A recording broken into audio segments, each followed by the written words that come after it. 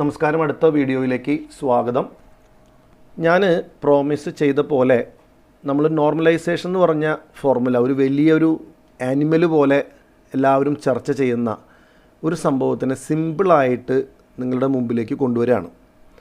ഇതിൽ കുറച്ച് സമയം ഇതെടുക്കും, അത് കാരണം ശ്രദ്ധിച്ച് എൻ്റെ കൂടെ നിന്നാൽ മാത്രം മനസ്സിലാവുള്ളൂ. സിമ്പിൾ സംഭവമാണ്.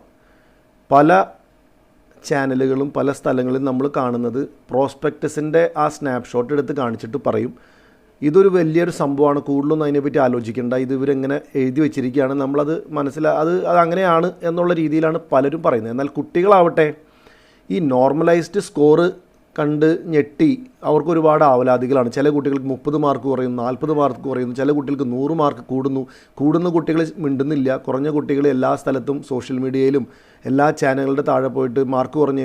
അതിന് മറുപടിയൊന്നും പ്രത്യേകിച്ചൊന്നും ഇല്ല other than somebody telling that പ്രോസ്പെക്ടസിൽ അങ്ങനെയുണ്ട്, അത് അങ്ങനെയാണ്. അപ്പോൾ കുട്ടികൾക്ക് ഇതിന് ഇത്രയും ഒരു കീം പോലെയുള്ള പരീക്ഷ നമ്മൾ പഠിക്കുമ്പോൾ എത്രയോ ഫോർമുലകളാണ് നമ്മൾ പഠിക്കുന്നത്.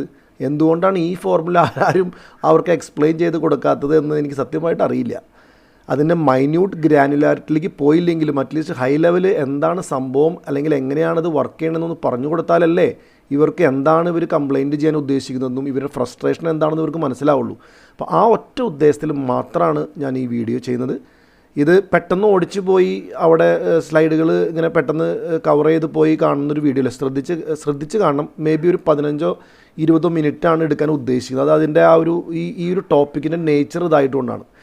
ഞാൻ ഇവിടെ ഇന്നത്തെ ഈ വീഡിയോയിൽ പറയാൻ ഉദ്ദേശിക്കുന്ന കാര്യങ്ങൾ എന്തിനാണ് ഈ നോർമലൈസേഷൻ, ഇതൊക്കെ നിങ്ങൾക്ക് അറിയാം, പക്ഷെ ഞാൻ കുറച്ചും കൂടി പെട്ടെന്ന് ടച്ച് ചെയ്ത് പോവും. അതെങ്ങനെയാണ് ചെയ്യുന്നത്, how part of it, right? പിന്നെ ഈ കുട്ടികളൊക്കെ പറയുന്നത് എൻ്റെ മാർക്ക് പോയി എന്ന് പറയുന്ന സംഭവം ആക്ച്വലി അത് മാർക്ക് പോയിട്ടുണ്ട് അല്ലെങ്കിൽ എന്താണ് അതിൻ്റെ ഇമ്പാക്റ്റ്, അത് റിയലി ഇമ്പാക്റ്റഡ് ആണോ? അവസാനമായിട്ട് നമ്മൾ കുറച്ച് എന്താ പറയുക ഒരു അനാലിസിസൊക്കെ ചെയ്തതിന് ശേഷം നമുക്ക് സിഇഒയോട്, ഇതൊക്കെ നടത്തുന്ന മാനേജ്മെൻറ്റിനോട്, ഗവൺമെൻറ്റിൻ്റെ അധികൃതരോട് എന്താണ് നമുക്ക് പറയാനുള്ളത് എന്നുള്ള എൻ്റെ ഒരു പോയിൻ്റ് ഓഫ് വ്യൂ ആണ് ഇതിൽ പ്രസൻറ്റ് ചെയ്യുന്നത്. Okay, let's proceed. നിങ്ങൾക്കറിയാം ഈ 2 വർഷം മുൻപ് വരെ ഈ സംഭവം ഒന്നും ഉണ്ടായിരുന്നു. നിങ്ങൾ ആകെ കേട്ടിരുന്ന വാക്ക് സ്റ്റാൻഡർഡൈസേഷൻ എന്നായിരുന്നു. അത് നമ്മുടെ ബോർഡ് എക്സാമും CBSE സ്റ്റേറ്റൊക്കെ തമ്മിലുള്ള മാർക്കിൻ്റെ വേരിയൻസ് വരുമ്പോൾ ചെയ്യുന്ന ഒരു സംഭവമാണ് സ്റ്റാൻഡർഡൈസേഷൻ. ഈ നോർമലൈസേഷൻ എന്ന വാക്ക് അറ്റ്ലീസ്റ്റ് കീം എഴുതുന്നവർ കേൾക്കാൻ തുടങ്ങിയിട്ട് ചിലപ്പോൾ കഴിഞ്ഞ വർഷം തുടങ്ങിയതായിരിക്കും. പക്ഷേ JEE മെയിൻസും ഒക്കെ എഴുതുന്ന കുട്ടികൾ ഇത് ഒരുപാട് വർഷങ്ങളായിട്ട് കേൾക്കുന്നതാണ്.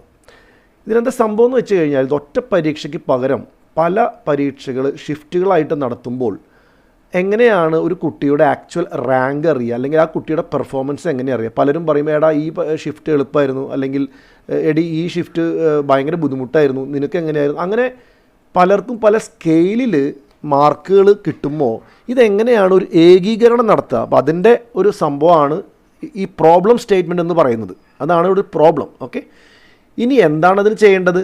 കുട്ടികൾക്ക് ജസ്റ്റിഫൈഡ് ആയിട്ടുള്ള ഒരു സ്കോറ് എല്ലാ ഷിഫ്റ്റുകളുടെ പരീക്ഷ കഴിയുമ്പോഴും നമ്മൾ അവർക്ക് കിട്ടേണ്ട അവർക്ക് നീതിപൂർവ്വം കിട്ടേണ്ട ഒരു സ്കോർ അവർക്ക് നൽകണം. പക്ഷേ ഇങ്ങനെ ഒരു പ്രശ്നമുണ്ട് താനും.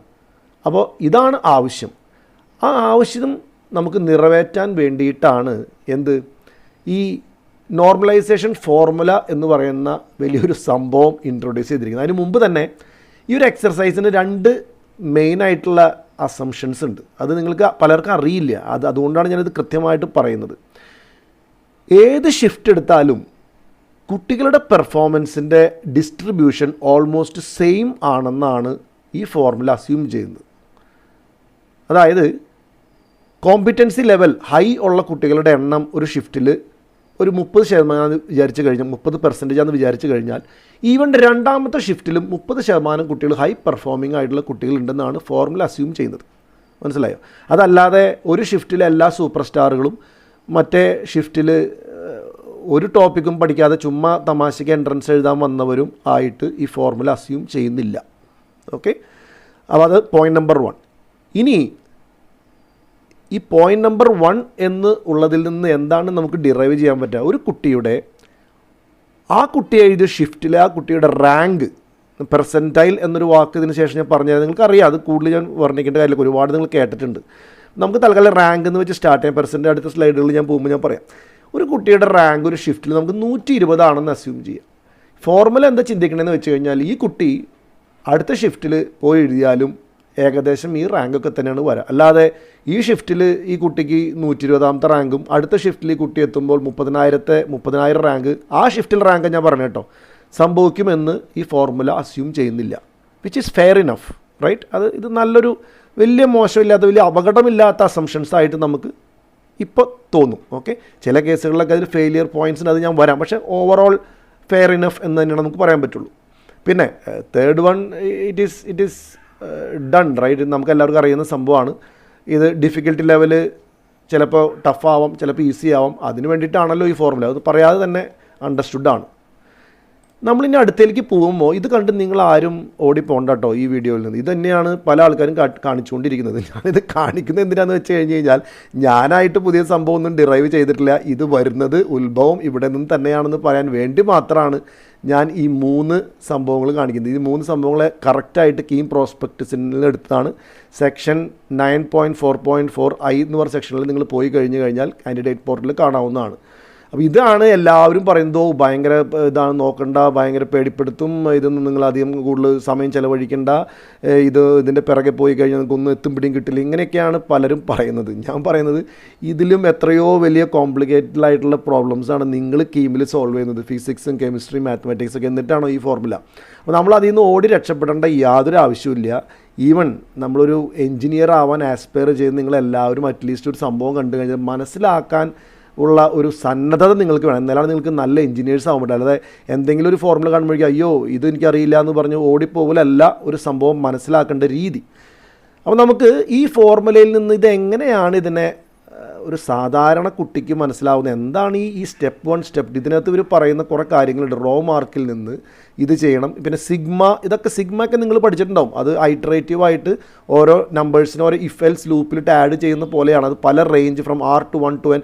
ഇത് ഇവർ പറയുന്നത് I എന്ന് പറയുന്ന നമ്പർ ഓഫ് ഷിഫ്റ്റുകൾ ഉണ്ടെങ്കിൽ, J എന്ന് പറയുന്ന അത്രയും കാൻഡിഡേറ്റ്സ് ഉണ്ടെങ്കിൽ, ഒരു കാൻഡിഡേറ്റിൻ്റെ ith ഷിഫ്റ്റിലൊരു jth കാൻഡിഡേറ്റിലെ മാർക്ക് ഇതൊക്കെ കണ്ടുപിടിക്കുന്ന നോർമലൈസ്. അപ്പോൾ എപ്പോഴും ഇവർ ith jth എന്നൊക്കെ പറഞ്ഞ് ഇതിൽ ഒരുപാട് ഫോർമുലയിൽ ഇത് ഉപയോഗിച്ചിട്ടുണ്ട്. ഓക്കെ, ഇനി ഞാനിത് കൃത്യമായിട്ട് നിങ്ങൾക്ക് പറഞ്ഞുതരാം വളരെ വളരെ സിമ്പിൾ ടേംസിൽ. ലുക്ക്, ഇതാണ് ഞാനിതിനെ ഡീകോഡ് ചെയ്ത് വെച്ചിരിക്കുന്നത്. ഓക്കെ, ഇത്രയേ ഉള്ളൂ. സ്റ്റെപ്പ് 1 എന്ന് അവർ പറയുന്ന ഫോർമുലയിൽ അവരെന്താണ് കണ്ടുപിടിക്കാൻ നോക്കുന്നത്? ആ കുട്ടി എഴുതിയിരിക്കുന്ന ഷിഫ്റ്റിലെ പെർസെൻറ്റൈൽ കണ്ടുപിടിക്കുക, അതായത് കുട്ടിയുടെ റാങ്ക് കണ്ടുപിടിക്കുക എന്നർത്ഥം. താഴ്ത്തി ഞാൻ എഴുതിയിട്ടുണ്ട്, in simple English, find your rank in your shift, right? അത് കിട്ടിക്കഴിഞ്ഞാൽ സ്റ്റെപ്പ് 2 എന്താണ്? ഒരു വാക്ക് ഒരു ഉപയോഗിച്ചിട്ടുണ്ട്, ഇൻ്റർപൊളേറ്റഡ് സ്കോർ. ഇതൊന്നും കണ്ട് ഞെട്ടണ്ട. ഇൻ്റർപൊളേറ്റഡ് സ്കോർ എന്ന് പറഞ്ഞാൽ ഒന്നുമില്ല. ഇതെന്താ അവർ ഉദ്ദേശിക്കണമെന്ന് വെച്ച് കഴിഞ്ഞാൽ,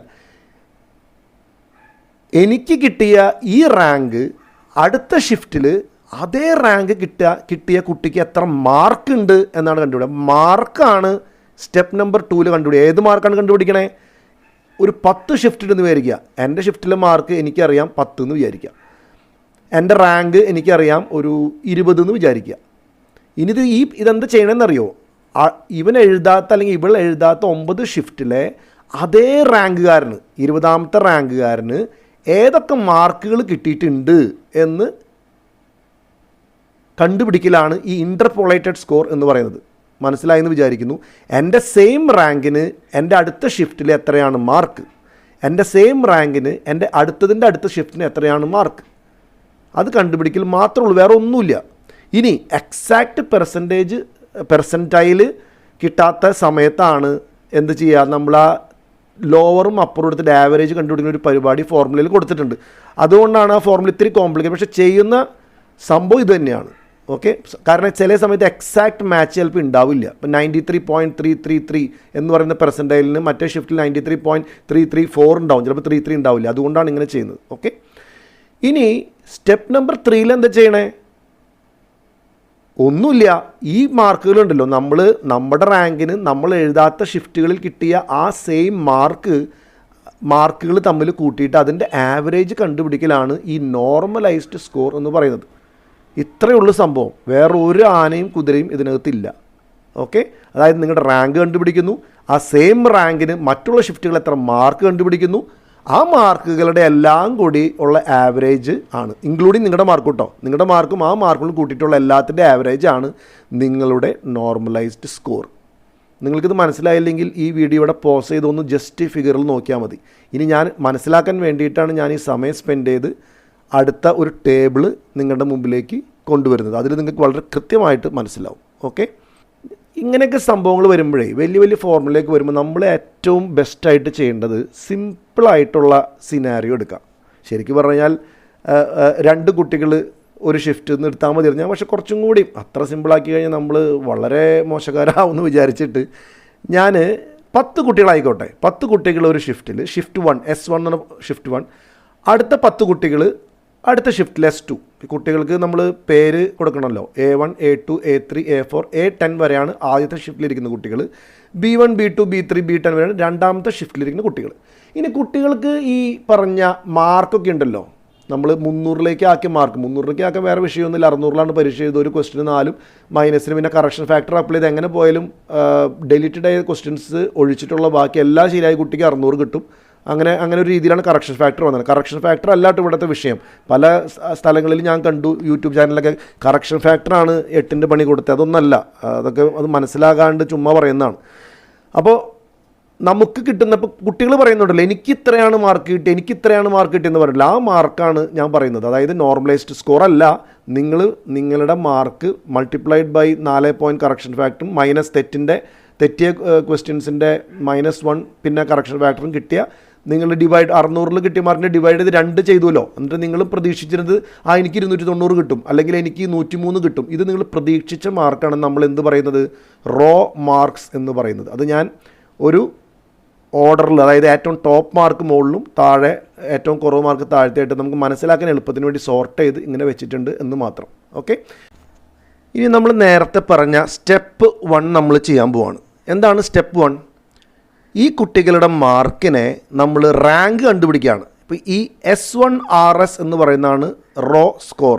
ഉണ്ട്, A1ൻ്റെ റോ സ്കോർ നമ്മൾ നേരത്തെ പറഞ്ഞ് 290. അത് ഞാൻ നേരെ ഇങ്ങോട്ട് ഇട്ടേണ്ടതാണ്. അതുപോലെ S2 ഷിഫ്റ്റ് 2ലെ കുട്ടികളുടെ raw score RS raw score ആണ് 295 280. അത് നേരെ ഇങ്ങോട്ട് ഇട്ടു. ഇനി ഒന്നുമില്ല, നമ്മൾ പെർസെൻറ്റൈൽ കുട്ടികളുടെ എഴുതാണ്. ഓഫ് കോഴ്സ് ഞാനിത് സോർട്ട് ചെയ്ത കാരണം കൊണ്ട് പെർസെൻറ്റൈൽ എഴുതാൻ വളരെ എളുപ്പമാണ്. ഏറ്റവും ടോപ്പിലെ കിട്ടിയ കുട്ടിക്ക് 100 പെർസെൻറ്റൈൽ, പിന്നെ കിട്ടിയ കുട്ടിക്ക് 90. ഇതെന്തുകൊണ്ടാണ് 99 ഒന്നും ഇല്ലാത്തത്? കറക്റ്റ് 10 പേരേ ഉള്ളൂ. അപ്പോൾ കറക്റ്റ് എളുപ്പത്തിൽ 100 90 80 70 എന്ന് ഇങ്ങനെ പറഞ്ഞു പോരാം. മനസ്സിലായോ? ശരിക്കും നിങ്ങൾ പെർസെൻറ്റൈൽ കാൽക്കുലേറ്റ് ചെയ്യുമ്പോൾ ആ ഫോർമുല ഉണ്ടല്ലോ, നമ്മളെക്കാളും ഹയർ മാർക്കുള്ള കുട്ടികൾ എത്രയുണ്ട് 100 മൈനസ്. ആ ഫോർമുല മാത്രം സിമ്പിളായിട്ട് അപ്ലൈ ചെയ്താൽ മതി. ഇപ്പോൾ നമുക്ക് അറിയാൻ പറ്റും 100% കുട്ടിയാണ് ടോപ്പർ ഇതിലെ. അതുപോലെ 10th പെർസെൻറ്റൈൽ കിട്ടിയ കുട്ടിയാണ് ഏറ്റവും താഴെ റാങ്കിലുള്ളത്. ഈ ഫസ്റ്റ് ഷിഫ്റ്റ് ആട്ടോ. സെക്കൻഡ് ഷിഫ്റ്റിലും ഇതുപോലെ തന്നെ നമ്മൾ ഈ കുട്ടികളുടെ ഈ റോ മാർക്കിന് അഗെയിൻസ്റ്റ് ആയിട്ട് S2 പെർസെൻറ്റൈൽ, ഈ PC എന്ന് പറഞ്ഞാൽ അതാണ് വെച്ചാണ്. സിമ്പിൾ, വേറെ ഒന്നും തന്നെ ഇല്ല. ഓക്കെ, ഇനി സ്റ്റെപ്പ് 2ൽ നമ്മൾ എന്താ പറഞ്ഞത്? സ്റ്റെപ്പ് 2ൽ നമ്മൾ കണ്ടോ ഇൻ്റർപൊളേറ്റഡ് റോ സ്കോർ. നിങ്ങൾ ഓർമ്മിക്കുക, ഞാൻ നേരത്തെ പറഞ്ഞ സ്ലൈഡിൽ കാണിച്ചത്. അതായത് ഈ സെയിം പെർസെൻറ്റൈലിന് മറ്റ് ഷിഫ്റ്റിലെ കുട്ടിക്ക് കിട്ടിയ സ്കോർ എത്രയാണ്? ഉദാഹരണത്തിന് A1 എന്ന് പറഞ്ഞ കിട്ടിയ കുട്ടിക്ക് അവൻ്റെ ഷിഫ്റ്റിലെ സ്കോർ എത്രയായിരുന്നു? 290. ആ കുട്ടിയുടെ ഷിഫ്റ്റിലെ റോ സ്കോർ 290 ആയിരുന്നു. ഈ 290, ഈ സെയിം 290. പക്ഷേ ആ 100% അടുത്ത ഷിഫ്റ്റിൽ കിട്ടിയ കുട്ടിക്ക് എത്രയാണ് മാർക്ക്? B1 ആണ് അല്ലേ? B1ൻ്റെ മാർക്ക് എത്ര? 295. ആ 295 ഞാനിവിടെ എഴുതിയിരിക്കുന്നത്. അതായത് ഷിഫ്റ്റ് 1ലെ റോ സ്കോറിൻ്റെ എഗെയിൻസ്റ്റ് ആയിട്ട് ഷിഫ്റ്റ് 2ലെ ഇൻ്റർപൊളേറ്റഡ് സ്കോർ ആണ് ഇവിടെ എഴുതി വെച്ചിരിക്കുന്നത്. മനസ്സിലായോ? ഇത്രയേ ഉള്ളൂ, സിമ്പിൾ. ഈ സെയിം പെർസെൻറ്റൈൽ നിങ്ങൾ ഈ ടേബിളിൽ നോക്കുക, എവിടെയാണ് ആ മാർക്ക് ഹിറ്റ് ചെയ്യണേ ആ മാർക്ക് ഇവിടെ എഴുതാം. അപ്പം നമുക്ക് എന്ത് കിട്ടി? സ്റ്റെപ്പ് 2ൽ ടേബിൾ കിട്ടി. സിമ്പിൾ. ഓരോ കുട്ടിയുടെയും അതാത് ഷിഫ്റ്റിൻ്റെ റോ മാർക്കും അതുപോലെ തന്നെ സെയിം റാങ്കിന് പെർസെൻറ്റൈലിന് അടുത്ത ഷിഫ്റ്റിൽ വന്ന റോ മാർക്ക് ഇവിടെ എഴുതി. ഓക്കെ, അപ്പം നിങ്ങൾക്കറിയാം ഈ റോ മാർക്കുകൾ വ്യത്യാസമുണ്ട്. ഇവിടെ ഫസ്റ്റ് റാങ്ക് കിട്ടിയ കുട്ടി 290, അവിടെ ഫസ്റ്റ് റാങ്ക് കിട്ടിയ കുട്ടിക്ക് 295. അതേസമയം ഇവിടെ സെക്കൻഡ് റാങ്ക് കിട്ടിയ കുട്ടിക്ക് 285 ആയപ്പോൾ അവിടെ 286. ഓക്കെ, അങ്ങനെ ചെറിയൊരു വേരിയേഷൻ നമുക്കിവിടെ കാണാൻ പറ്റും.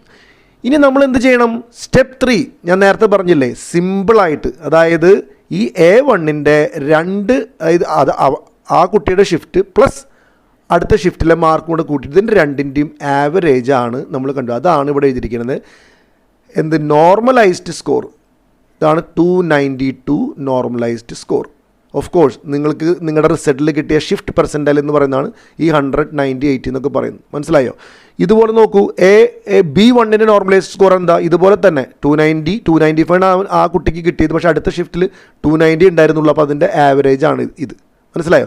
ഇനി ഞാൻ ഈ പറഞ്ഞ ഇതൊരു ഡെമോൺസ്ട്രേഷന് വേണ്ടി പറഞ്ഞാണ്. നിങ്ങൾ എത്ര ഷിഫ്റ്റ് വേണമെങ്കിൽ ആഡ് ചെയ്തോ, എത്ര കുട്ടികൾ വേണമെങ്കിൽ ആഡ് ചെയ്തോ, ഇതാണ് ഇതിൻ്റെ വർക്കിംഗ് സെറ്റപ്പ് ഈ ഫോർമുലയുടെ. മനസ്സിലായോ? അപ്പോൾ ഇങ്ങനെയാണ് നമ്മൾ ഈ ഫോർമുല എങ്ങനെയാണ്. ഇപ്പോൾ ഹൈ ലെവലിൽ നിങ്ങൾ ആലോചിക്കുകയാണെന്ന് എന്ത് മനസ്സിലായി? ഈ കുട്ടികളുടെ മാർക്കിൻ്റെ വേരിയേഷൻസിനെ ഒരേ സ്കെയിലിൽ കൊണ്ട്, അപ്പോൾ ഈ നോർമലൈസ്ഡ് സ്കോർ എന്ന് പറഞ്ഞു കഴിഞ്ഞാൽ അതാണ് ഫൈനൽ. പിന്നെ ഇതിനകത്തിന് വേറെ നോർമലൈസേഷൻ ഇല്ല. ഓക്കെ, അപ്പോൾ ഒരു കാര്യം നിങ്ങൾ ശ്രദ്ധിക്കേണ്ടത്, നോർമലൈസേഷന് മുൻപ് ഈ കുട്ടികളുടെ പെർസെൻറ്റൈൽ കണ്ട, ഈ കുട്ടിയുടെ ആ ഷിഫ്റ്റിലെ പെർസെൻറ്റൈൽ 100, A2ൻ്റെ 90, A3. ഇപ്പോൾ കഴിഞ്ഞിട്ടും സെയിം പെർസെൻറ്റൈൽ തന്നെയാണ്. A2ന് നോർമലൈസ്ഡ് സ്കോർ മാറിയെങ്കിലും ആ കുട്ടിയുടെ റാങ്ക് ആ ഷിഫ്റ്റിൽ മാറിയിട്ടില്ല. ഓക്കെ, ഇനി ഞാൻ ഇൻട്രസ്റ്റിംഗ് ആയിട്ട് വേറെ ചില കാര്യങ്ങൾ പറയാം. അത് ഞാൻ അടുത്ത ഒരു എക്സാമ്പിളിൽ പറയാം. പക്ഷേ ഇത് നിങ്ങൾക്ക് മനസ്സിലായി എന്ന് വിചാരിക്കുന്നു. ഇത് ഞാൻ ചുമ്മാ മാർക്കുകളിൽ വന്ന വ്യത്യാസമാണ് ഇവിടെ കാണിക്കുന്നത് കേട്ടോ. അതായത് ഈ കുട്ടിക്ക് 2 മാർക്ക് ഇവിടെ 2.5 ഈ കുട്ടിക്ക് കൂട്ടി കിട്ടി. അതേസമയം ഈ കുട്ടിക്ക് 2.5 കുറച്ച് കിട്ടി. ചില സമയത്ത് എക്സാക്ട്ലി മാച്ച് ആവണമെന്നില്ല. പക്ഷേ ഇങ്ങനെയാണിത് വർക്ക് ചെയ്യുക. ഒരു സ്ഥലത്ത് കുറയുന്നു, ഒരു സ്ഥലത്ത് കൂടുന്നു. ഓക്കെ, അത് ഒരു സ്കെയിലിലേക്ക്, ഒരു ആവറേജ് സെൻറ്റർ പോയിന്റിലേക്ക് കൊണ്ടുവരാനുള്ള ശ്രമത്തിലാണ് ഇങ്ങനെ സംഭവിച്ചിരുന്നത്. അപ്പോൾ ഇങ്ങനെ നമ്മൾ പ്രത്യക്ഷത്തിൽ നോക്കുമ്പോൾ കൊള്ളാം, കുഴപ്പമില്ല, പെർസെൻറ്റേജിൽ പ്രൊട്ടക്റ്റഡ് ആണ്, വലിയ വിഷയമൊന്നുമില്ല, ഇങ്ങനെ തന്നെയല്ലേ ചെയ്യാൻ പറ്റുള്ളൂ. ഇതാണ് ഈ ഫോർമുലയുടെ ഉദ്ദേശം. ആ ഫോർമുല ചെയ്യാനുള്ളത് ഫോർമുല ചെയ്തു. ഓക്കെ, നമുക്കിനി നെക്സ്റ്റ് സെക്ഷനിലേക്ക് പോകുമ്പോൾ, ഓക്കെ, ഇവിടെയാണ് ഞാൻ പറയാനായിട്ട് ഉദ്ദേശിക്കുന്നത്. നമ്മൾ എല്ലാം പറയുമ്പോൾ നമ്മളെല്ലാം പറയണമല്ലോ, അല്ലാണ്ട് ഫോർമുല ഏറ്റവും ഗംഭീരമാണ്, നിങ്ങൾക്ക് ഫോർമുല മനസ്സിലായില്ലേ എന്ന് പറഞ്ഞ് നിർത്തുന്നതിന് പകരം നമ്മൾ അവിടെ നിന്ന് പിന്നെയും മുന്നോട്ട് പോവുകയാണ്. എന്താണ് മുന്നോട്ട് പോകാൻ കാരണം? ഈ ഫോർമുലയ്ക്ക് ചില പ്രശ്നങ്ങൾ ചില സമയത്ത് സംഭവിക്കും. ഓക്കെ, അതാണ് ചില കുട്ടികളുടെ സംശയം. ഈ കീം 2025ൻ്റെ കുട്ടികളുടെ പ്രതികരണമോ അല്ലെങ്കിൽ ഈവൻ ചില ഇൻസ്റ്റിറ്റ്യൂഷൻസിൻ്റെ പാരൻസിൻ്റെ ടീച്ചേഴ്സിൻ്റെ ഒക്കെ പ്രതികരണം കണ്ടിട്ട് അങ്ങനെയാണ് തോന്നുന്നത്. അപ്പോൾ അവർക്ക് സംശയങ്ങളാണ്, എന്താണ് ഇതിൽ തട്ടിപ്പ്, എന്താണ് ഇവിടെ സംഭവിച്ചിരിക്കുന്നത്. ആ സംശയം ഉടലെടുക്കുന്നത് ചില നോർമലൈസേഷൻ്റെ ഫെയിലിയർ പോയിൻറ്റ്സിൻ്റെ സാധ്യതകളിൽ നിന്നാണ്. അങ്ങനെയാണ് എന്ന് ഉറപ്പില്ല, സാധ്യതകളിൽ നിന്നാണ്. അതിൽ ഒരു ഫെയിലിയർ പോയിൻറ്റ് പ്രധാനപ്പെട്ടതും ഇതാണ് ഞാനിവിടെ പറയാൻ ഉദ്ദേശിക്കുന്നത്. എന്താണ് നമ്മുടെ അസംഷൻ? എന്തായിരുന്നു? കുട്ടികളുടെ ക്യാപ്പബിലിറ്റി ലെവൽ ഡിസ്ട്രിബ്യൂഷൻ എല്ലാ ഷിഫ്റ്റിലും സെയിം ആവും എന്നായിരുന്നു അസംഷൻ ഈ ഫോർമുലയുടെ. പക്ഷേ ആ അസംഷൻ മാറിയാലോ ഫോർമുലയ്ക്ക് ചെയ്യാൻ പറ്റാവുന്നതിന് ഒരു പരിധിയുണ്ട്. ഫോർമുല അപ്പോൾ അധികം എന്താ പറയുക, കൃത്യത പുലർത്താനായിട്ട് സാധിക്കില്ല. കാരണം അതിൻ്റെ എക്സാമ്പിൾ ഞാൻ അടുത്തിൽ കൃത്യമായിട്ട് പറഞ്ഞുതരാം. അതായത് ഞാൻ പറഞ്ഞില്ലേ, ഇവിടെയാണ് ഫോർമുലയുടെ ഒരു ഫെയിലിയർ പോയിൻ്റ്. അതായത് ഫോർമുല എന്താണോ ചെയ്യാൻ ഉദ്ദേശിച്ചത് അതങ്ങോട്ട് മുഴുവനായിട്ട് ചെയ്യാൻ സാധിക്കാത്തൊരവസ്ഥ എപ്പോഴാണ് വരിക? കുട്ടികളുടെ പെർഫോമൻസ് ലെവൽ വ്യത്യാസം വന്നാൽ. ഉദാഹരണത്തിന് ഒരു ഷിഫ്റ്റിലെല്ലാം ടോപ്പേഴ്സ്, ഒരു ഷിഫ്റ്റിൽ അത്ര ടോപ്പേഴ്സിൽ, അവിടെ ചില പ്രശ്നങ്ങൾ സംഭവിക്കും. അതാണ് നമ്മൾ അടുത്ത ഇതിൽ സെക്ഷനിൽ നമ്മൾ പറയണേ. ഇവിടെ നിങ്ങൾ നോക്ക്, ഞാനിവിടെ ചെയ്യുന്നതെന്ന് വെച്ച് കഴിഞ്ഞാൽ ഈ ഫെയിലിയർ സിനാരിയോ എക്സ്പ്ലെയിൻ ചെയ്യാൻ വേണ്ടിയിട്ടാണ്. ഓക്കെ, നിങ്ങൾ തെറ്റിദ്ധരിക്കരുത്, ഞാനിത് ഫോർമുല ഫെയിലായി എന്ന് പറഞ്ഞിട്ട് കൊണ്ടെത്തിക്കാനല്ല ഈ വീഡിയോ. നിങ്ങൾക്ക് ഈ ഫോർമുലയുടെ ചില പ്രശ്നങ്ങൾ മനസ്സിലാക്കി തരാൻ വേണ്ടിയാണ് കേട്ടോ. ഓക്കെ, നമുക്ക് അവസാനം നമ്മുടെ ഈ വീഡിയോയിൽ കൃത്യമായിട്ട് നമ്മൾ പറയുന്നുണ്ട് എന്താണ് നമ്മുടെ ഒബ്സർവേഷൻസ്, എന്താണ് കൺക്ലൂഷൻ, എന്തൊക്കെയാണ് കാര്യങ്ങൾ എന്നുള്ളത് ഞാൻ കൃത്യമായിട്ട് അവസാനം നിങ്ങളൊന്ന് ഹോൾഡ് ചെയ്തിരിക്കുക, ശ്രദ്ധിച്ച് കേൾക്കുക. ഓക്കെ, ഇവിടെ നമ്മൾ ഈ ഫോർമുല വീണ്ടും നമ്മൾ വേറൊരു യൂസ് കേസിന് ഉപയോഗിക്കുകയാണ്. എന്താണ് ആ യൂസ് കേസ്? ഈ സെയിം കുട്ടികൾ തന്നെ ഓക്കെ 2 ഷിഫ്റ്റിലെഴുതുന്നു. ഒരു ചെറിയൊരു സംഭവം നമ്മൾ ഫോർമുലയ്ക്ക് ഒരു ചെറിയ പണി കൊടുക്കാൻ പോകും. എന്താണ്? നമ്മൾ ഒരേ ക്വസ്റ്റ്യൻ പേപ്പറാണ് ഈ കുട്ടികളോട് എഴുതാൻ പറയണേ. ഓക്കെ, ഷിഫ്റ്റ് എന്ന് പറഞ്ഞു കഴിഞ്ഞാൽ 2 ദിവസം നടക്കണമെന്നില്ല. ഒരേ ദിവസം അപ്പുറത്തെ റൂമുകളിൽ നമുക്ക് ഷിഫ്റ്റായിട്ട് പറയാം. അപ്പോൾ ഷിഫ്റ്റ് 1ൽ 10 കുട്ടികളിരുത്തി, അപ്പുറത്തെ റൂമിൽ ഷിഫ്റ്റ് 2 10 കുട്ടി, ഒരേ ക്വസ്റ്റ്യൻ പേപ്പർ കൊടുത്തു.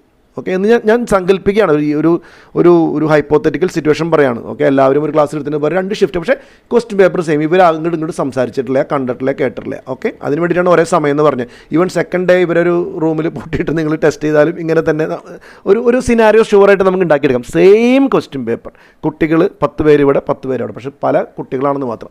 ഇവിടെ നിങ്ങൾ നോക്കൂ, ഇവർക്ക് ഇങ്ങനെ ഒരു മാർക്ക് കിട്ടി എന്ന് വിചാരിക്കുക.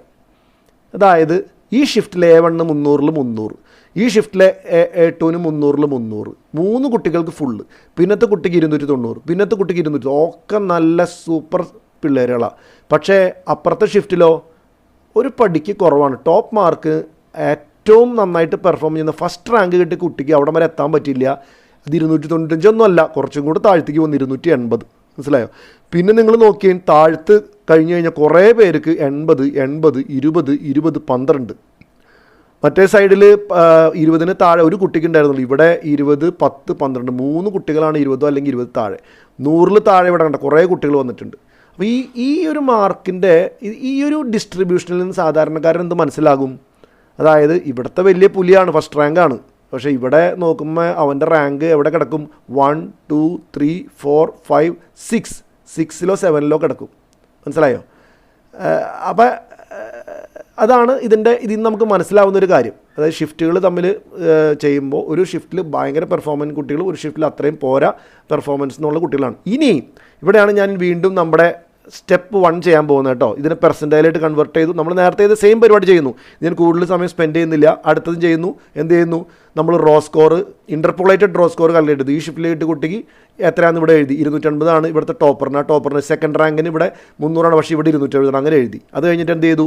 വീണ്ടും നമ്മൾ ചെയ്ത പോലെ ഫൈനൽ നോർമലൈസ്ഡ് സ്കോർ ഇവിടെ കണ്ടുപിടിക്കുകയാണ്. ഫൈനൽ നോർമലൈസ്ഡ് സ്കോർ അതാണ് A1 final normalise score 290, B1 final normalise score 290. രണ്ട് പേർക്കും ഷിഫ്റ്റ് പെർസെൻറ്റേജ് 100. അപ്പോൾ ഇവരുടെ ഈ 300 എന്നുള്ളത് 290 കുറയുകയും 280 എന്നുള്ളത് 290 കൂടുകയും ചെയ്തു. മനസ്സിലായി? അപ്പോൾ ഇവരെ -10 +10 ഇതൊക്കെയാണ് സംഭവം. അപ്പോൾ നമ്മളിങ്ങനെ നോക്കുമ്പോൾ പ്രത്യക്ഷത്തിൽ വീണ്ടും നമ്മൾ ചെയ്ത കാര്യങ്ങളൊക്കെ ഫോർമുല പറഞ്ഞ പോലെയാണ്, വലിയ കുഴപ്പങ്ങളൊന്നുമില്ല. പക്ഷേ ഇവിടെയാണ് ഇതിൻ്റെ ഒരു ചെറിയൊരു ഹിഡൻ ഡേഞ്ചർ. ആ ഡേഞ്ചർ ഞാൻ പറഞ്ഞുതരാം. നിങ്ങൾ ഒരു ഉദാഹരണത്തിന് നിങ്ങൾ ഈ കുട്ടിയുടെ മാർക്ക്, അതായത് A6 എന്ന് പറഞ്ഞ കുട്ടി, ഇപ്പോൾ ചുരുക്കത്തിൽ പറഞ്ഞു കഴിഞ്ഞാൽ ഈ A1 തുടങ്ങി B10 വരെ 20 കുട്ടികളും ഒരേ ക്വസ്റ്റ്യൻ പേപ്പറാണല്ലോ എഴുതിയത്, അല്ലേ?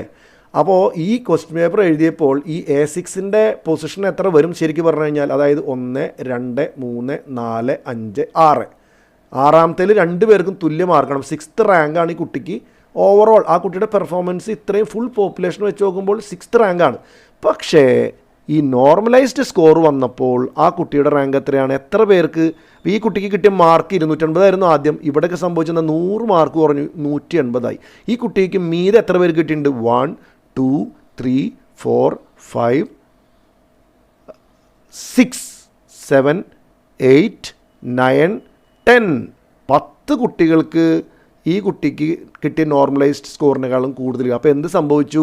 ഈ കുട്ടിയുടെ അവസാനത്തെ റാങ്ക് നമ്മളിവിടെ നോക്കുന്ന നോർമലൈസ്ഡ് സ്കോർ ആണെങ്കിലും ഈ നോർമലൈസ്ഡ് സ്കോർ വന്നപ്പോൾ കുട്ടിയുടെ സംഭവം താഴത്തേക്ക് പോയി. അതായത് 11ാമത്തെ ആയി മാറി എന്നർത്ഥം. അപ്പോൾ നമ്മൾ പറയുന്നു ഷിഫ്റ്റ് പെർസെൻറ്റേജ് പ്രൊട്ടക്റ്റ് ചെയ്തിട്ടുണ്ടെന്ന് പറഞ്ഞാലും ഈ നോർമലൈസ്ഡ് മാർക്കാണ് എവിടേക്ക് കൊണ്ടുപോകുക?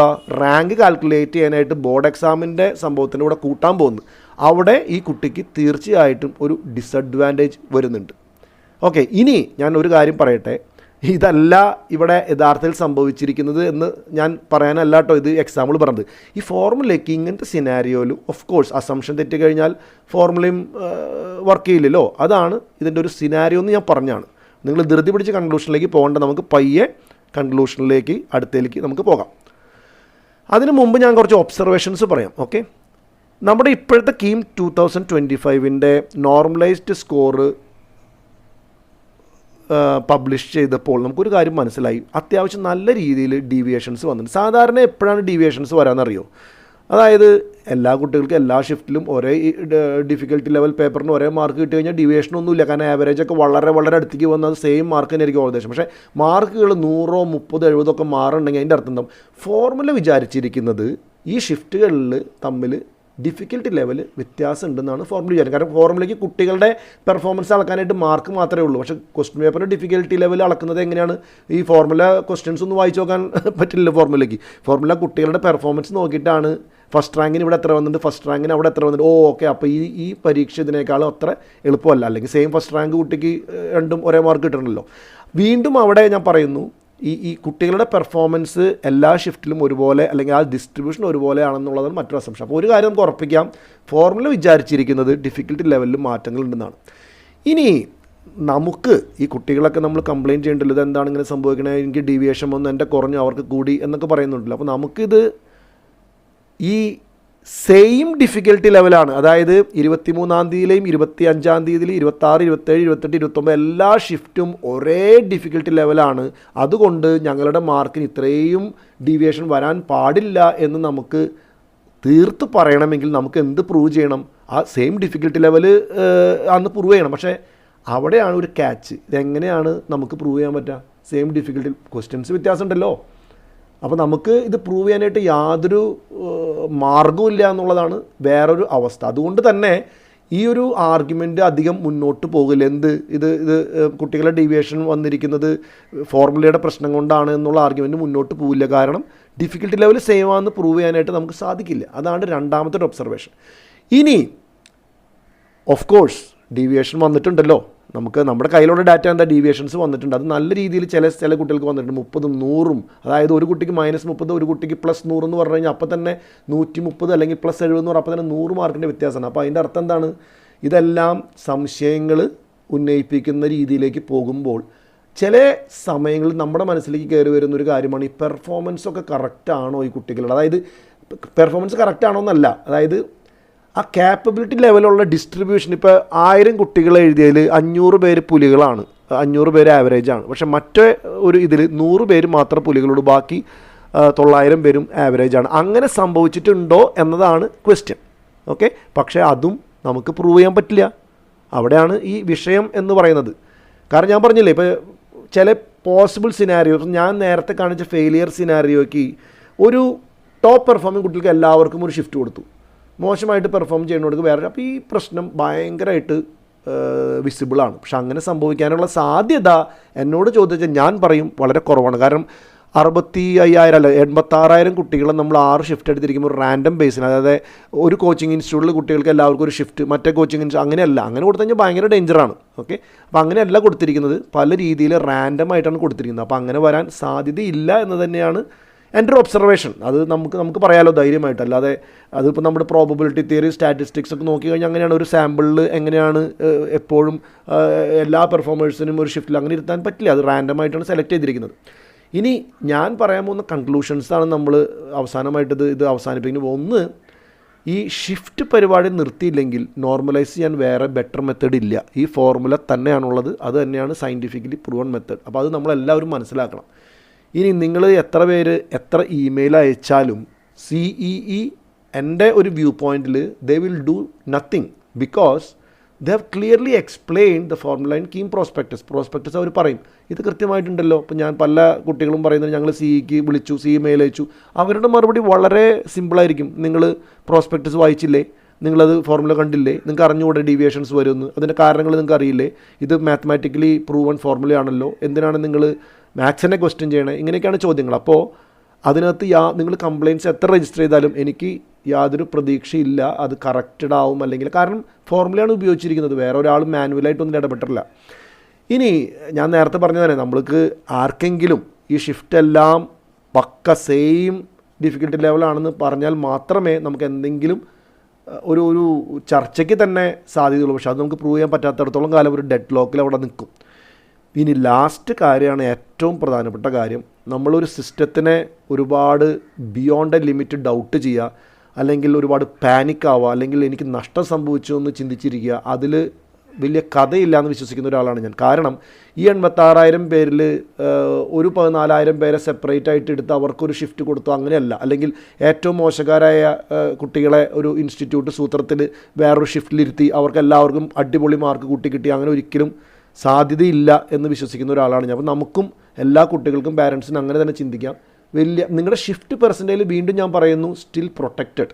ഓക്കെ, നിങ്ങളുടെ അതാത് ഷിഫ്റ്റിലെ ഈ മാർക്ക് എങ്ങനെയൊക്കെ കുറഞ്ഞാലും കുറയുമ്പോൾ എല്ലാവരും കുറഞ്ഞിട്ടുണ്ട്, കൂടുമ്പോൾ എല്ലാവരും കൂടിയുണ്ട്. പക്ഷേ അക്രോസ് ദ ഷിഫ്റ്റ് എന്തെങ്കിലും കാരണവശാൽ റാങ്കിൻ്റെ വേരിയേഷൻസ് വരുന്നുണ്ടെങ്കിൽ അതിൽ പ്രോബബ്ലി വൺ ഓഫ് ദ റീസൺസാണ് ഞാൻ നേരത്തെ പറഞ്ഞത്. അത് ഇവിടെ നമുക്ക് കൺക്ലൂഡ് ചെയ്യാനായിട്ട് യാതൊരു നിർവാഹമില്ല. അപ്പോൾ അതുകൊണ്ട് ഞാൻ എപ്പോഴും പറയാം, ചെറിയ ചെറിയ വ്യത്യാസങ്ങളുണ്ടെങ്കിൽ അതിന് കാരണം ഇതാണെന്ന് മനസ്സിലാക്കിയിട്ട് നമ്മൾ മുന്നോട്ട് പോസിറ്റീവായിട്ട് ചിന്തിക്കുക എന്നുള്ളതാണ് ഞാൻ ഇവിടെ പറയാനായിട്ട് ഒരു കൺക്ലൂഷനായിട്ട് പറയാൻ ആഗ്രഹിക്കുന്ന കാര്യം. നിങ്ങൾക്ക് ഈ കൃത്യമായിട്ട് ഇതൊരു ബ്ലാക്ക് ബോക്സ് ആവരുത്. ഇത് ആരോ എന്തോ ഫോർമുല എന്തൊക്കെ ചെയ്യുന്നു ഞങ്ങൾക്കൊന്നും അറിയില്ലേ എന്ന് പറഞ്ഞ് കൈ പൊക്കിയിട്ട് കാര്യമില്ല. ഇത് ആരോ എന്തോ എവിടുന്നോ മാജിക്കിൽ കൊണ്ടുവന്ന ഫോർമുല ആ എക്സാം നടന്ന ദിവസം ചെയ്യണതല്ല. ഇത് ഓൾറെഡി എഗ്രി ചെയ്തിട്ടുള്ളതാണ്, ഇതാണ് ഉപയോഗിക്കുക. ഈവൻ ടൈ ബ്രേക്കേഴ്സ് എല്ലാം എഗ്രി ചെയ്തിട്ടുള്ള സംഭവങ്ങളാണ്. അപ്പോൾ ഇതിങ്ങനെയാണ് ഇതിൻ്റെ ഒരു വർക്കിംഗ് എന്ന് നിങ്ങൾക്ക് എല്ലാവർക്കും മനസ്സിലായെന്ന് ഞാൻ വിശ്വസിക്കുന്നു. ഇനി last portion of this video, എന്താണ് നമ്മുടെ സജഷൻ? നമ്മുടെ എന്ന് പറഞ്ഞാൽ എനിക്ക് എൻ്റെ കാര്യങ്ങൾ പറയാൻ പറ്റും, നിങ്ങളുടെ എല്ലാവരും ഇതിനോട് യോജിക്കുന്നുണ്ടോ എന്ന് എനിക്കറിയാം. പക്ഷേ എനിക്ക് കൃത്യമായിട്ട് അറിയാം, എല്ലാ വർഷവും പല പല രീതിയിൽ കൺസേൺസ് വരുന്നുണ്ടെങ്കിൽ അതിനെ എല്ലാം മായ്ച്ച് കളയാനായിട്ട് ഏറ്റവും ബെസ്റ്റ് പരിപാടി എന്താണ്?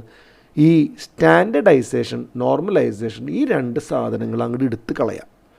ഈ JEE മെയിൻസിലൊക്കെ 15 ലക്ഷം കുട്ടികൾ എഴുതുന്ന പരീക്ഷയാണ്. അവിടെ നോർമലൈസേഷനും ഷിഫ്റ്റിൻ്റെ കാര്യങ്ങൾക്കൊക്കെ പല റീസൺസും ലോജിസ്റ്റിക്സ് ആയാലും ക്വസ്റ്റ്യൻ പേപ്പറിൻ്റെ പല പല കാര്യങ്ങളായിട്ട് അവിടെ കാരണങ്ങളുണ്ട്. പക്ഷേ ഈ 86,000-80,000 പേര് എഴുതുന്ന ഒരു ചെറിയ സംഭവത്തിന് നമ്മൾ ഇത്രയും 6 ഷിഫ്റ്റായിട്ട് തിരിക്കേണ്ടതായിട്ട് ഒരു കാര്യമുണ്ടെന്ന് വിശ്വസിക്കുന്ന ആളല്ല ഞാൻ എപ്പോഴും പറയാം, ഈ ഷിഫ്റ്റ് ബിസിനസ് നിർത്തിയിട്ട് ഒറ്റ ഷിഫ്റ്റ്, ഒറ്റ പരീക്ഷ. ഞാൻ ഒന്നും കൂടെ പറയും, ഈ ബോർഡ് എക്സാമിൻ്റെ സ്റ്റാൻഡർഡൈസേഷൻ പരിപാടികൾ നിർത്താം. പല കുട്ടികളും ഡൗൺ ആവാനുള്ള കാരണം അവർ വിചാരിക്കുന്നത് എന്തോ ഇവിടെ നടക്കുന്നുണ്ട് ബാക്ക്ഗ്രൗണ്ടിൽ നിന്നാണ്. പക്ഷേ സ്റ്റാൻഡർഡൈസേഷൻ ഫോർമുല ഇതുപോലെ തന്നെ ഒരു സ്ട്രെയിറ്റ് ഫോർവേഡ് ഫോർമുലയാണ്. ഫോർമുലയ്ക്ക് കുഴപ്പമൊന്നുമില്ല. പക്ഷേ ഈ SSLC പരീക്ഷ ഭയങ്കര എളുപ്പമാവുകയും CBSE അത്ര എളുപ്പമാവാത്ത കാരണം കൊണ്ട് ഫോർമുലയ്ക്ക് ആ ഒരു ഇത് അപ്ലൈ ചെയ്തേ പറ്റൂ, വേറെ നിർവാഹമില്ല. അപ്പോൾ വീണ്ടും അവിടെ പ്രശ്നങ്ങൾ വരുമ്പോൾ ഏറ്റവും ബെസ്റ്റ് പരിപാടി ആ സംഭവം എടുത്ത് കളയാം. അത് ഒരു എൻട്രൻസ് എക്സാം, ഒരു റാങ്ക്. ഇനി ഇതിൻ്റെ പിറകിൽ കുട്ടികൾക്ക് അല്ലെങ്കിൽ ഗവൺമെൻറ്റിനോ അല്ലെങ്കിൽ മറ്റുള്ളവർക്ക് ധാരണ അറിയോ, അപ്പോൾ കുട്ടികൾ ബോർഡ് എക്സാമിന് ഇമ്പോർട്ടൻസ് കൊടുക്കില്ലല്ലോ എന്ന് പറയുമ്പോഴാണ് നമ്മൾ പറയണേ, ഈ എൻട്രൻസ് എഴുതണമെങ്കിൽ ഒരു മിനിമം ശതമാനം നിങ്ങൾ ബോർഡ് എക്സാമിൽ ഫിസിക്സ്, കെമിസ്ട്രി, മാത്സിന് മിനിമം നിങ്ങൾക്ക് കിട്ടിയാൽ മാത്രമേ എഴുതാം. അത് വേണമെങ്കിൽ കുറച്ച് ഒരു പഠിക്കുവാണെങ്കിൽ കൂട്ടി വെച്ചോ. കാരണം കുട്ടികൾക്ക് അപ്പോൾ അത് പഠിക്കാൻ ബോർഡ് എക്സാം നിസ്സാരമാക്കി എടുക്കാനോ ക്ലാസ് കട്ട് ചെയ്യാനോ ഇഗ്നോർ ചെയ്യാനോ അവർക്ക് തോന്നില്ല. ഇതൊക്കെയാണ് എനിക്ക് പറയാനുള്ള സജഷൻസ് എന്ന് പറയുന്നത് ഈ ഒരു ടോപ്പിക്കിനെ കുറിച്ച്. ഓക്കെ, ഇനി ഞാൻ വീഡിയോ അവസാനിപ്പിക്കുമ്പോൾ ഞാൻ ഒന്നും സാധാരണ പറയാറില്ല. പക്ഷേ എനിക്കൊരു കാര്യം ഇത്തവണ പറയാനുള്ളത്, നിങ്ങൾക്ക് ഇതുപോലത്തെയുള്ള യൂസ്ഫുൾ ആയിട്ടുള്ള വീഡിയോസ് ഇനിയും ഡെലിവർ ചെയ്യണമെന്നുണ്ടെങ്കിൽ എനിക്ക് എന്നെ സംബന്ധിച്ചിടത്തോളം ഇതിങ്ങനെ ചെയ്യും. ഞാനൊരു ടൈം പാസിന് വേണ്ടി ചെയ്യുന്നതാണ്. ഞാനൊരു ഇൻസ്റ്റിറ്റ്യൂഷൻ നടത്തുന്ന ഒരാളൊന്നുമല്ല. എനിക്ക് ഇത് അനാലിസിസും ഇങ്ങനത്തെ സംഭവങ്ങൾ, അല്ലെങ്കിൽ ചില കമൻസൊക്കെ കാണുമ്പോൾ നമുക്കത് കുട്ടികൾക്ക് എക്സ്പ്ലെയിൻ ചെയ്ത് കൊടുക്കണമെന്ന് ആഗ്രഹം കൊണ്ട് ചെയ്യുന്നതാണ്. എനിക്കിതിലൊരു മോണിറ്റൈസേഷനോ ഒരു സംഭവങ്ങളൊന്നും ഞാനത് കാരണം കൊണ്ട് ആരോടും ഇത് സബ്സ്ക്രൈബ്, ലൈക്ക് അങ്ങനത്തെ ഒരു പരിപാടിയും പറയാറില്ല. പക്ഷേ എന്നോട് കുറച്ച് ഫ്രണ്ട്സ് പറഞ്ഞത്, ഇത്രയും നമ്മൾ രസകരമായിട്ട് വീഡിയോ ചെയ്യുമ്പോൾ ഇത് മറ്റുള്ള കുട്ടികളിലേക്ക് എത്തിക്കഴിഞ്ഞാൽ അവർക്കത് ഈ ഇൻഫർമേഷൻ മിസ്സാവാതിരിക്കാനും ഇനി ചെയ്യുന്ന വീഡിയോസിൻ്റെ നോട്ടിഫിക്കേഷൻസ് മിസ്സാവാതിരിക്കാനും നിങ്ങൾ ഇതിനെ സബ്സ്ക്രൈബ് ചെയ്യുകയോ അല്ലെങ്കിൽ നിങ്ങളുടെ കൂട്ടുകാർക്കോ ഫ്രണ്ട്സിനോ ഇത് ഉപകാരപ്പെടുന്നുള്ളവർക്ക് ഷെയർ ചെയ്ത് കഴിഞ്ഞാൽ വളരെ ഒരു നല്ല കാര്യമായിരിക്കും എന്നെനിക്ക് തോന്നുന്നു. നിങ്ങൾക്ക് ഈ ചാനൽ എപ്പോഴാണോ ഇതിൻ്റെ ഫോക്കസ് മാറുന്നതെങ്കിൽ നിങ്ങൾക്ക് അപ്പോൾ അൺസബ്സ്ക്രൈബ് ചെയ്യാവുന്നതാണ്. അപ്പോൾ ഇങ്ങനെ ഒരു റിക്വസ്റ്റ് എനിക്ക് ഇതിൻ്റെ കൂടെ വെക്കാനുണ്ട്. ഇനി നെക്സ്റ്റ് 2 വീക്സിനുള്ളിൽ ഓൾമോസ്റ്റ് നമ്മുടെ കീം റാങ്ക് ജൂൺ 10 മുമ്പ് വരും. അതിനോടനുബന്ധപ്പെട്ട് ഞാൻ ഒരു വീഡിയോ ചെയ്യാൻ പോകുന്ന ഏറ്റവും ഡിമാൻഡിങ് ആയിട്ടുള്ള കോളേജ് കോഴ്സ് കോമ്പിനേഷനാണ്. പലരും ഈ വീഡിയോ ചെയ്തിട്ടുണ്ട്, പക്ഷേ ഞാനതിൻ്റെ ഫോർമാറ്റിൽ ചെറിയ വ്യത്യാസം വരുത്തുന്നുണ്ട്. നിങ്ങൾക്ക് പെട്ടെന്ന് വായിച്ച് മനസ്സിലാക്കാനായിട്ട് പറ്റുന്ന രീതിയിലാണ് ഞാൻ ആ ടേബിൾസ് സ്ട്രക്ചർ ചെയ്തിരിക്കുന്നത്. അത് 2024 ലാസ്റ്റ് റാങ്ക് വെച്ചിട്ട് ഉള്ളൊരു ഒരു ക്വിക്കായിട്ട് നിങ്ങൾക്ക് റീഡ് ചെയ്യാൻ പറ്റുന്ന ഒരു ഫോർമാറ്റിലാണ് ഞാനത് ചെയ്യുന്നത്. അതുപോലെ തന്നെ ട്രെൻഡിങ് കോഴ്സസ്, പുതിയ കോഴ്സുകൾ ഏതൊക്കെ, ചില കോഴ്സുകൾ കുട്ടികൾക്ക് അറിയും കൂടിയില്ല. ഉദാഹരണത്തിന് സൈബർ ഫിസിക്കൽ സിസ്റ്റംസ് എന്ന് പറഞ്ഞ അടിപൊളി കോഴ്സ് GC തൃശ്ശൂരുണ്ട്. അത് ഒരുപാട് പേർക്ക് അറിയില്ല. അപ്പോൾ നല്ല കോളേജുകളിൽ വരുന്ന ട്രെൻഡിങ് കോഴ്സസിൻ്റെ കുറിച്ച് കൂടെ ആ വീഡിയോയിൽ ഞാൻ പ്രതിപാദിക്കുന്നതായിരിക്കും. That's all for now. ഈ വീഡിയോ ഇഷ്ടപ്പെട്ടു എന്ന് കരുതുന്നു. എനിക്കറിയാം ഒരുപാട് സമയമെടുത്തു, പക്ഷേ വേറെ നിർവാഹമില്ല. ഇത് റീൽസോ സ്റ്റോറിയോ ഒന്നും പോലെ ചുമ്മാ പറഞ്ഞു പോകുന്നൊരു ടോപ്പിക്കല്ല. മനസ്സിലാക്കിയാൽ മാത്രമേ ഈ നോർമലൈസേഷൻ അങ്ങനെ വർക്ക് ചെയ്യുന്നു എന്നറിയുള്ളൂ. ഓക്കെ, ഈ സമയം നിങ്ങൾ ചിലവഴിച്ച് നിങ്ങൾക്ക് ഉപകാരമായി എന്ന പ്രതീക്ഷയോടെ ഞാനിവിടെ അവസാനിപ്പിക്കുകയാണ്. Thank you so much.